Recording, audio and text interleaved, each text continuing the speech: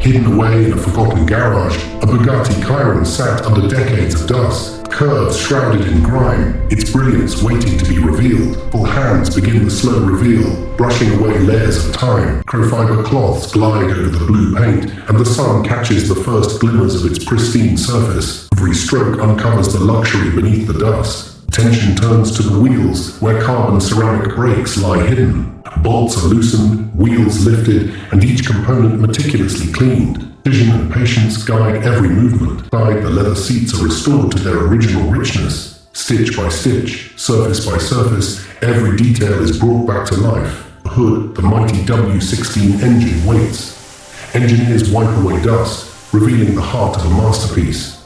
Now, the exterior is polished. Carbon fiber panels gleam, reflections sharp and flawless. Each curve and contour shines, a testament to unrivaled craftsmanship. Panels align perfectly, bolts click into place, and the Chiron is whole once again. Every detail confirmed, every element in harmony. Then the moment arrives. Fingers press the start button, and the W16 engine comes to life. Deep, powerful, alive. The Chiron roars in the quiet garage, a dormant legend awakened.